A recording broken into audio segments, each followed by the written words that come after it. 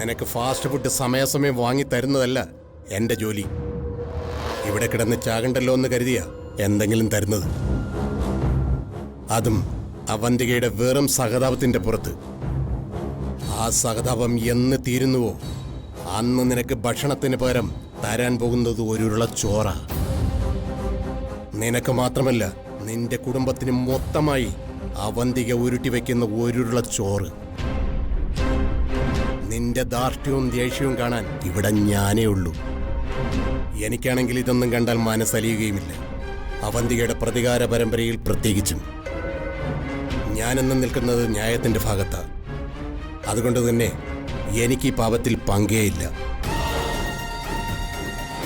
നിങ്ങൾക്കെല്ലാം അറിയാവുന്നതല്ലേ, അവന്തികയും നിങ്ങളും ചേർന്ന് എൻ്റെ അച്ഛനെയും കമ്പനിയെയും ചതിക്കാൻ ശ്രമിച്ചതിന് നിങ്ങൾക്ക് തന്നെ തിരിച്ചടി കിട്ടിയതല്ലേ? നിങ്ങൾ ചെയ്ത തെറ്റിന് ഞങ്ങളെന്തിനാ ശിക്ഷിക്കുന്നത്? നീ പറഞ്ഞ പകുതി ശരിയിൽ അവസാനം സംഭവിച്ച എന്തായിരുന്നു? നിങ്ങളെ ചതിക്കാൻ നോക്കിയതല്ല അവന്തിക. അവളുടെ അച്ഛൻ രക്ഷപ്പെട്ട് കാണണമെന്ന് ഒരു മകൾ ചിന്തിക്കുന്നത് എങ്ങനെ ചതിയാകും? ഫയലിൽ കൊട്ടേഷൻ തുക മാറ്റിവെച്ചത് നിന്റെ അച്ഛന്റെ ക്രൂരബുദ്ധിയല്ലേ? ഞങ്ങൾ അങ്ങനെ ചെയ്യാൻ ശ്രമിച്ചത് നിന്റെ അച്ഛന് എളുപ്പമായി. ഇപ്പോഴും എന്റെ കൺമുന്നിലുണ്ട് എന്റെ സഹോദരി ഭർത്താവ് തൂങ്ങിയാടുന്നതിന്റെ ദൃശ്യം. അതൊരിക്കലും എന്റെ മനസ്സിൽ നിന്നോ കണ്ണിൽ നിന്നോ മായില്ല, മറക്കില്ല. അങ്ങനെ മനഃപൂർവ്വം മറക്കുന്നത് നേരത്തെ പറഞ്ഞ പോലെ നിനക്കൊക്കെ ഒരുള്ള ചോറ് ഇലയിൽ മാറ്റിവെച്ചിട്ട്. അഥവാ അവന്തികയ്ക്ക് എവിടെയെങ്കിലും പാളിപ്പോയാലും ആ കർത്തവ്യം ഞാൻ ഏറ്റെടുത്ത് നടത്തും. ഞാൻ മുന്നിൽ നിന്ന് കൊല്ലും എല്ലാത്തിനെയും. നിനക്കാ ഭക്ഷണം വേണ്ടെങ്കിൽ വച്ചേക്ക്. എപ്പോഴെങ്കിലും വിശക്കുമ്പോ നിനക്ക് തന്നെ തോന്നും ഇതെടുത്ത് കഴിക്കാൻ.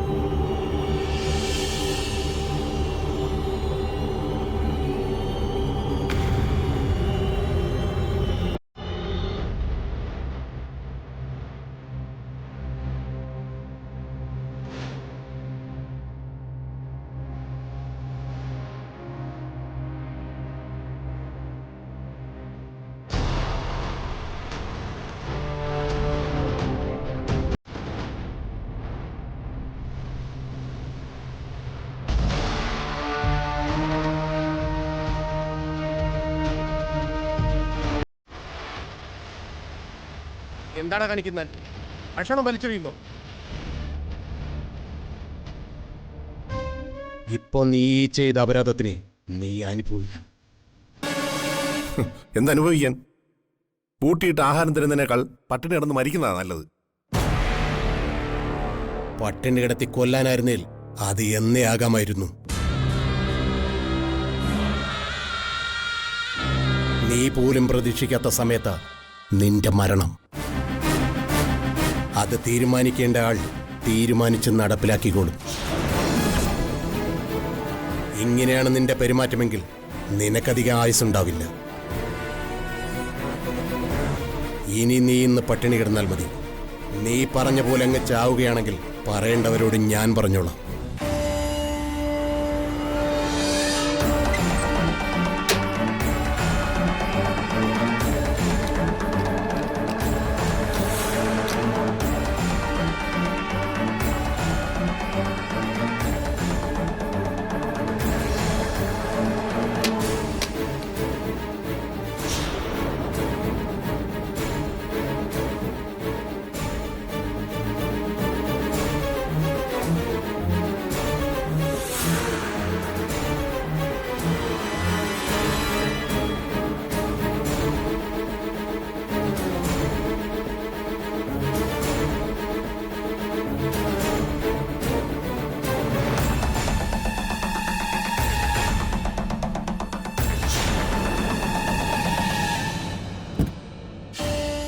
എന്തെങ്കിലും പ്രശ്നമുണ്ടോ അർച്ചന?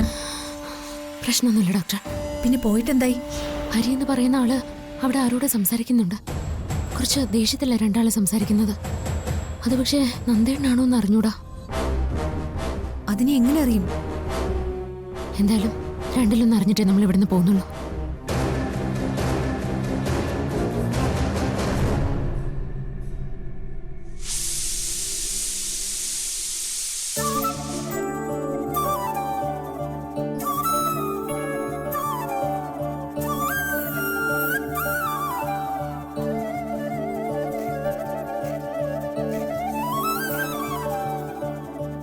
ഇവള് വല്ലാതങ്ങ് കോലം കെട്ടുപോയി അല്ലേടി?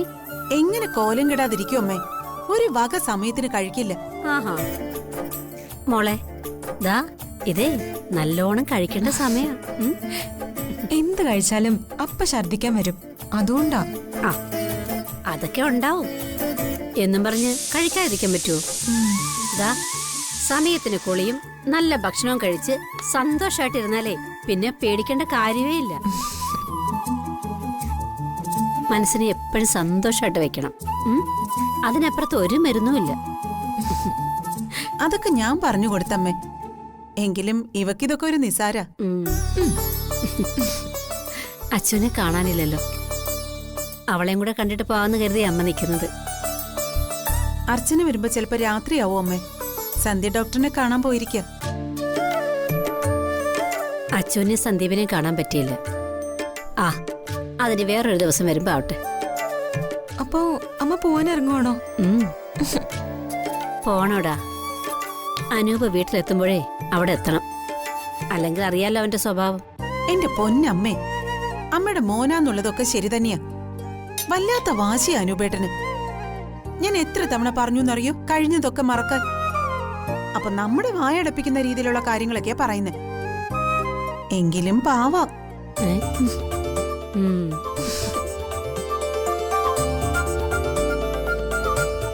സന്ദീപ്,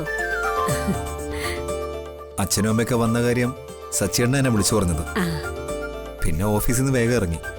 ആ മോന് തിരക്കുണ്ടായിരുന്നെങ്കിൽ ഓടിപ്പടച്ച് ഇങ്ങോട്ട് വരേണ്ട കാര്യമൊന്നുമില്ലായിരുന്നു. അതൊന്നും സാരമില്ല. പിന്നെ നിങ്ങളിവിടെ വന്നു എന്ന് പറയുമ്പോ ഞാനെങ്ങനെ സമാധാനമായിട്ട് ഓഫീസിരിക്കും.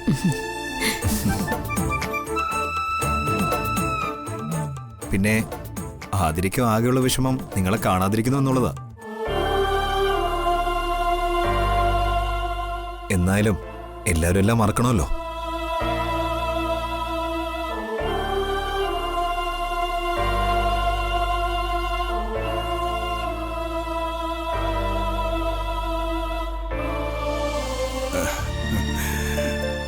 മോനെ, മോൻ ഞങ്ങളോടൊക്കെ ക്ഷമിക്കണം. പലപ്പോഴായിട്ട് ഞാനും അനൂപ് ഉൾപ്പെടെ മോനോട് മോശമായി പെരുമാറിയിട്ടുണ്ട്. അതൊന്നും മോൻ മനസ്സിൽ വെച്ചേക്കണ്ട. അതൊക്കെ ഞാൻ അപ്പോഴേ മറന്നു. നിങ്ങൾ എന്നോട് ചെയ്തതിനേക്കാൾ കൂടുതൽ കുറ്റം ചെയ്തത് ഞാനാ. ധൈര്യം കാണിക്കേണ്ട പല സമയത്തും ഞാനത് ചെയ്തില്ല. അതിന്റെ പുറകെ വന്ന പ്രശ്നങ്ങളാ ബാക്കിയൊക്കെ.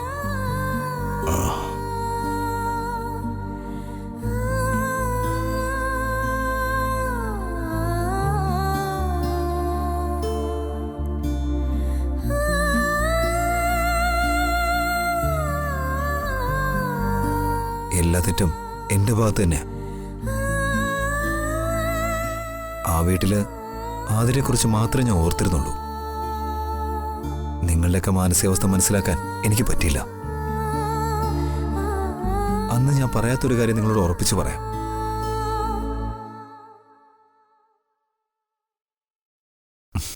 ആതിരെ ഒരിക്കലും ഞാൻ ഉപേക്ഷിക്കില്ല.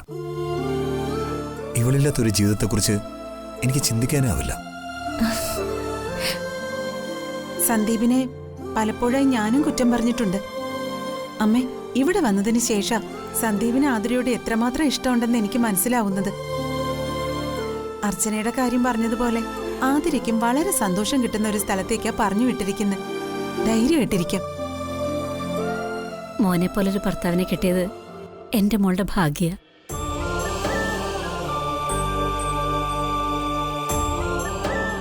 തെറ്റിദ്ധാരണകൾ കുറെ ഉണ്ടായിരുന്നെങ്കിലും അതെല്ലാം ഇപ്പം മാറിയല്ലോ. കഴിഞ്ഞതൊക്കെ കഴിഞ്ഞു. ഇനി അതൊന്നും ഓർത്ത് വിഷമിക്കണ്ട.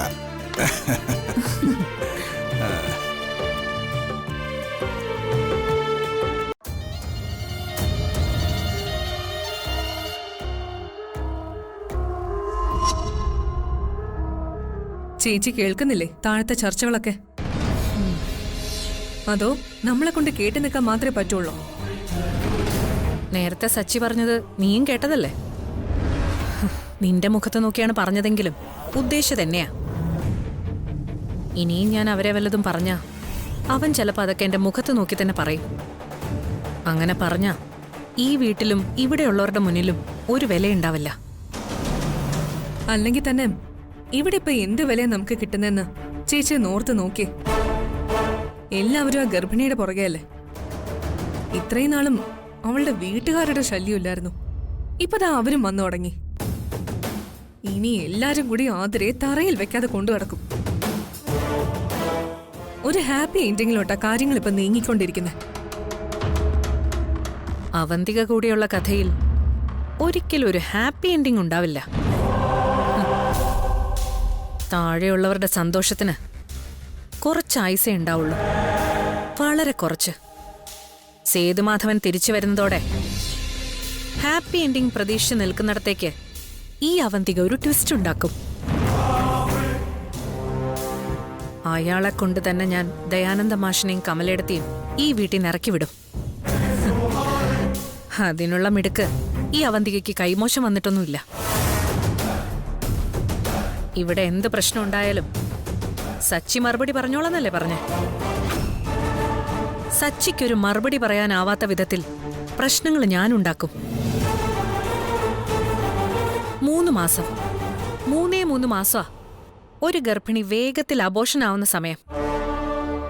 ഇപ്പൊ തന്നെ വല്ലാതെ വൈകി. അതിൽ കുറച്ചുകൂടെ ശ്രദ്ധിച്ച 10ാം മാസം അവള് പ്രസവിക്കും.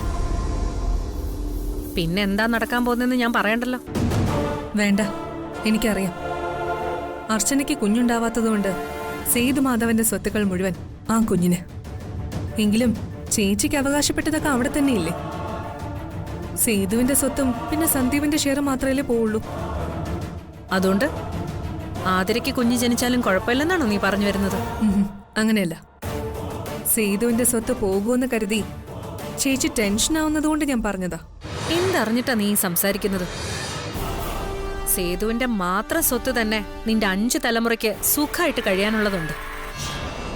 അതായത് മക്കൾക്ക് എഴുതി വെച്ചിരിക്കുന്നതിന്റെ 4 ഇരട്ടി. അങ്ങനൊരു ഷെയർ വാങ്ങി പോവാനായിരുന്നെങ്കിൽ എന്നേ ആവായിരുന്നു. പിന്നെ സച്ചിയുടെ സ്വത്തുക്കളും മക്കളില്ലേൽ ആർക്ക് കിട്ടും? അതും ഈ കുഞ്ഞിന്. ഈ കുഞ്ഞ് ജനിച്ചില്ലെങ്കിൽ എല്ലാം എനിക്ക് എഴുതി വാങ്ങാം. എന്നിട്ട് എല്ലാത്തിനെയും മുകളിലേക്ക് പറഞ്ഞു വിടുകയും ചെയ്യാം. അപ്പൊ എന്ത് കാരണം കൊണ്ട് നോക്കിയാലും സന്ദീപിനൊരു തലമുറ ഉണ്ടാവാൻ പാടില്ല. അങ്ങനെ ഉണ്ടായാ ദയാനന്ദ മാഷും കമലയെല്ലാം ഇവിടെ പട്ടുമെത്തേലും ഞാനും നീയും നിലത്തും എന്ന അവസ്ഥയിലാവും കാര്യങ്ങൾ. എല്ലാം ജനിക്കാൻ പോകുന്ന കുഞ്ഞിനെ എഴുതി കൊടുത്ത് ആശ്രമത്തിൽ ചെന്ന് സേതുമാധവൻ കാവ്യ വസ്ത്രം കൂടെ എടുത്ത് അണിഞ്ഞ അവിടെ തീരും സ്വത്തും ജീവനും എല്ലാം. എല്ലാത്തിനും ഒരു പരിഹാരമേ ഉള്ളൂ. ആ കുഞ്ഞ് ജനിക്കരുത്, ജനിക്കാൻ സമ്മതിക്കരുത്.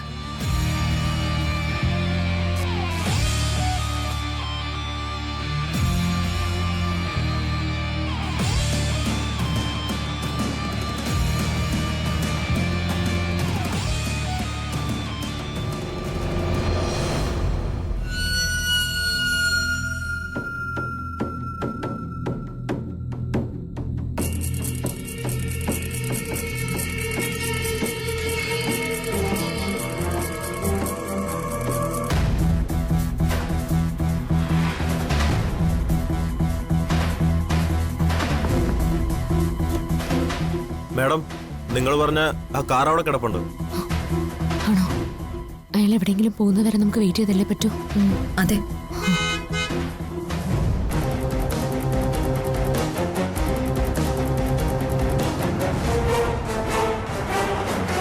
നമുക്കൊന്ന് പോയി നോക്കിയാലോ?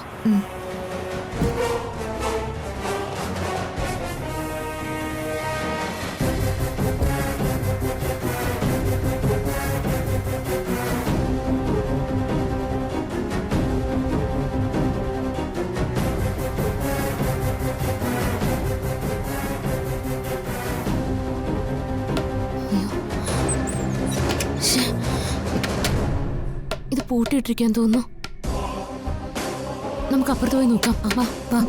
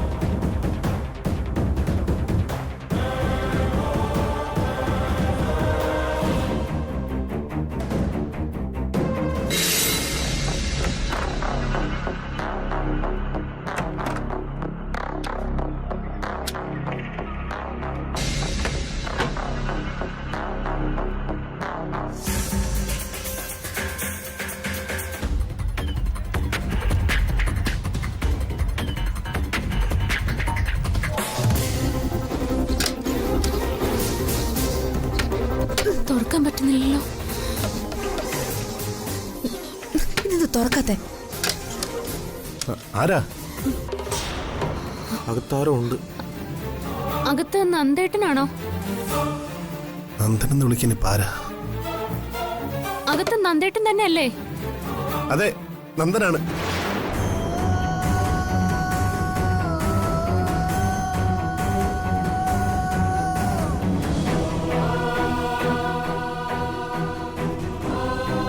നന്ദേട്ടാ, ഞാൻ അർച്ചനയാ, സച്ചിയുടെ ഭാര്യ.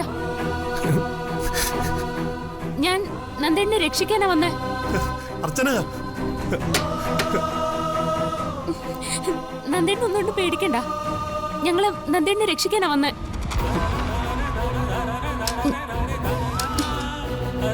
ഈ കതക് അകത്തുനിന്ന് പൂട്ടിയിരിക്കുവാണോ? അല്ല, അയാൾ പുറത്തുനിന്ന് പൂട്ടിക്കുന്ന. കീ ഇവിടെ കാണുന്നില്ല, എവിടെ വച്ചേന്ന് നോക്കട്ടെ കേട്ടോ.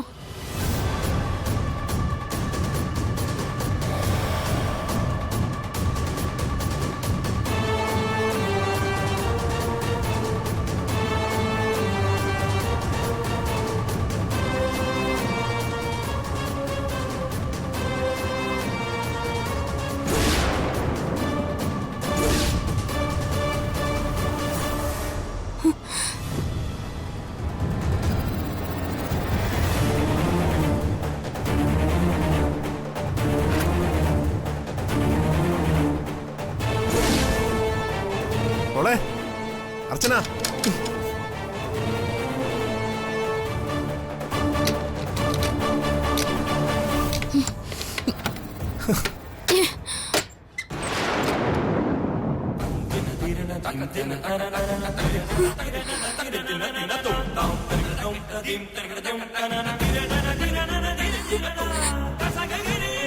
എന്റെ സച്ചിയുടെ അർച്ചന.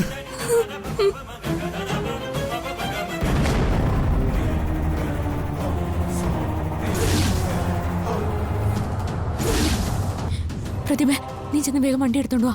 ശരി മാഡം.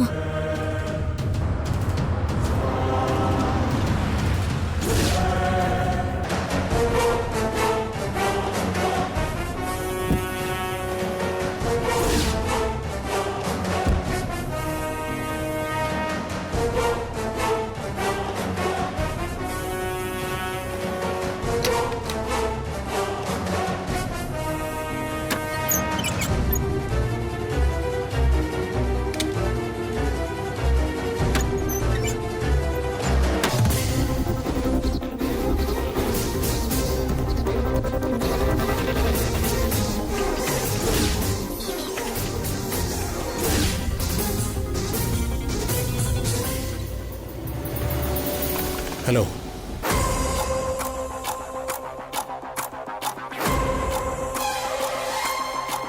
ആ ഞാനിപ്പോ വീട്ടിലെത്തി.